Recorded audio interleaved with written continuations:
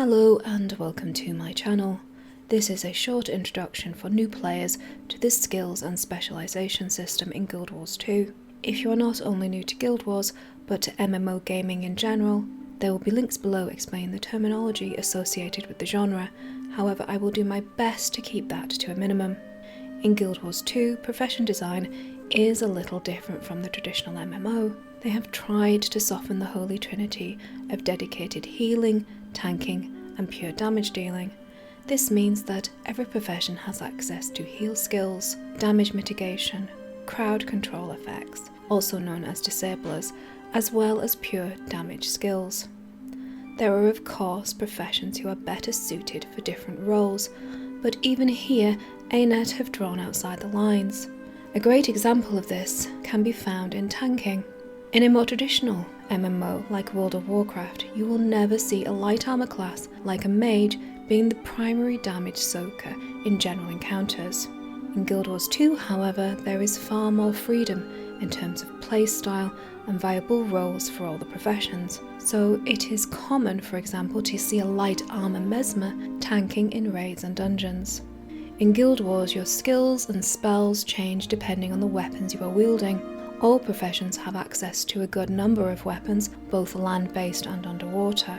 Most professions carry 2 weapon sets at all times and are able to swap between them whilst in combat. The only professions who do not have access to a second weapon set are elementalists and engineers. They have access to multiple weapon skills options, but access them in a different way. I will dive into the specifics for each profession in dedicated videos, and there will be links to all professions below eventually. As you level your character, you will unlock skills in the training panel. You can access this via the hero panel. Simply press H or click on the sword and shield icon in the top left hand corner of your screen. The training tab is the third from the top. Here you will see all the skills and specializations available to your character. So what are skills? Skills are abilities which are activated by you to perform actions. These are found on your skill bar at the bottom center of your screen. Skill slots 1 to 5 are determined by the weapons you are wielding. Skill 6 is your heal skill, and skill 7 to 9 are utility skills which are not necessarily bound to your weapon choice. The last skill is called your elite skill and can be especially powerful and have a dynamic effect on gameplay. You will unlock all these lines of training as you level to 80, so you do not need to worry about spending hero points in the wrong line. But where do you get hero points from in the first place? Well, as you gain levels, you will be rewarded with hero points. So by simply reaching the max level of 80, you will earn 398 hero points. You can also gain additional hero points in the open world and world versus world maps. There are 614 points currently available in game, 200 points in Central Tyria, 400 in the Heart of the Maguma, available to Heart of Thorns expansion owners only, 1 from a Crate Obelisk shard. There will be links below on how to get that one, and 13 from World v World maps. The number of hero points will of course increase as expansions and new maps are added to the game. So now you know what skills are and how to unlock them, but what are specializations? Well, specializations allow each profession to enhance different aspects of their skills by unlocking various traits in the specialization lines. For example, you love fire spells as an elementalist, so you unlock the fire specialization in the training and equip that specialization line in the build tab. The build tab is just above the training one here. In this tab, you will see your current skill bar at the top, and below is where you select the 3 specialization lines you want to equip. So you simply select the one you want, then select the traits along the line you want here to enhance and modify your spells, making them more powerful or adding different effects to them. All professions have access to 5 core specializations, but as you can see, you can only equip 3 at any one time.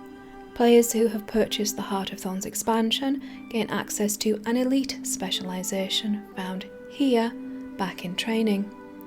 This unlocks the use of a previously unavailable weapon to your profession, and the specialization dramatically changes the gameplay options available to you.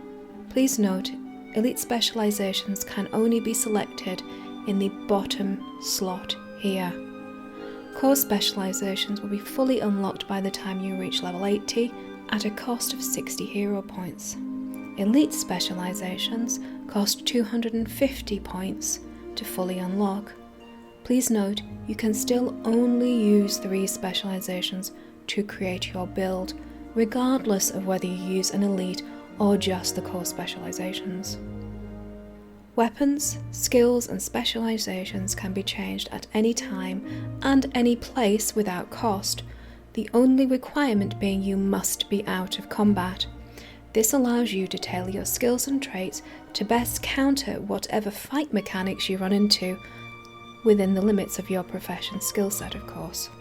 I will be creating guides for each of the professions, talking about builds and gameplay, but I highly recommend that you head over to metabattle.com. My guides are aimed at new players who are just starting out.